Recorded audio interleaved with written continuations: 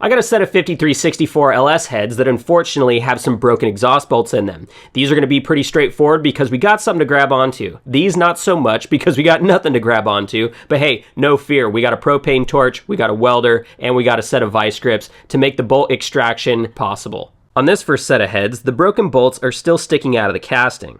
When I see that, this is where I start, because this is the least evasive option. I clamp down hard with the vice grips, making sure they're square in the stud, not slipping. From there, I apply slow, steady pressure. I'm not rocking it back and forth. I'm not trying to force it. I'm just loading the bolt and letting it break free on its own.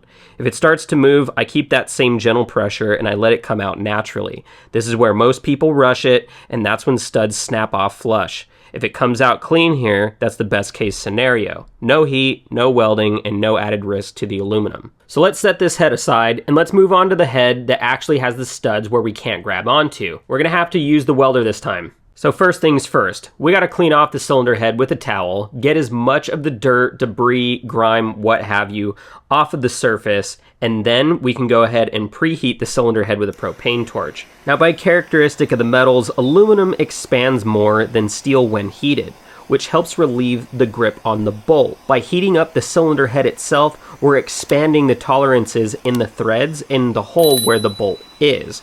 The heat also burns off any leftover oil so the weld sticks clean, by not letting any of the oil or oil residue contaminate the weld itself, because obviously if it's contaminated, we're not going to get a very strong weld, and we're really relying on strength as much as possible. I am building material directly on top of the broken stud with the welder. I'm not trying to weld the nut on yet, I'm just stacking metal until the stud protrudes far enough out of the head. That buildup is important because it gives the nut something solid to fuse to instead of just sitting on the surface. Once I've got enough material, I weld a nut directly onto the built-up stud. I focus on getting good penetration between the nut and the stud, not just laying metal on top. After the nut is welded on, I stop and let everything cool down naturally. This part matters. If you try to turn it while it's still hot, the nut will almost always shear off and you'll be starting over. Letting it cool gives the steel time to contract and helps break the bond between the bolt and the aluminum. While we're letting that bolt cool, if you want to support the channel, guys, please head over to kindakillinit.com. I have hats like this one, t-shirts, and hoodies. If you like this kind of content, the support helps more than you think. You can grab one at kindakillinit.com. Back to the video.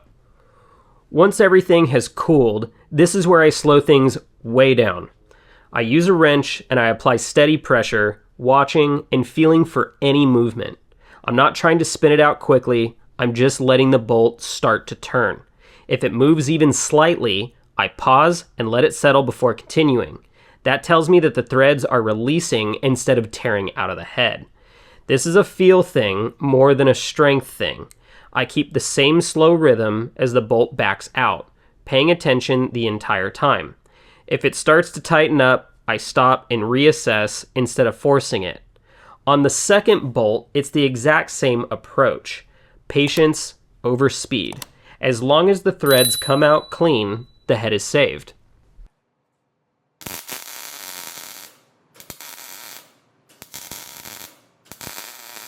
Same process as before.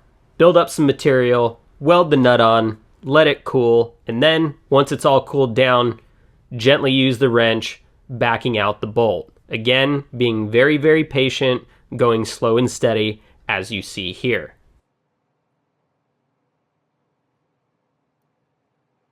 With both bolts out clean, these heads are still completely usable. Broken exhaust bolts don't automatically mean that they're bad cylinder heads.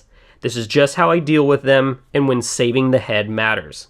If you got other methods or even horror stories, leave them in the comments. We'd all love to hear them. If this helped, please like and subscribe. More engine content coming soon.